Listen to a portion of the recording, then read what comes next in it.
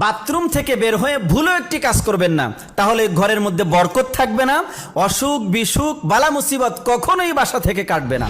আমরা এই ভুলটা প্রায় প্রত্যেকটা পরিবারেই করি, কারণ আমরা এখন আধুনিক হওয়ার কারণে আমাদের প্রত্যেকের বেডরুমের সাথে ড্রয়িং রুমের সাথে এক একটা করে টয়লেট বা বাথরুম রয়েছে। এই ভুলটি, টয়লেট আর বাথরুম ঘরের মধ্যে রাখাতে কোনো দোষ নেই, কিন্তু টয়লেট আর বাথরুম ব্যবহার করার ক্ষেত্রে একটি মাত্র ভুলের কারণে আমাদের সংসার থেকে বরকত উঠে গিয়েছে।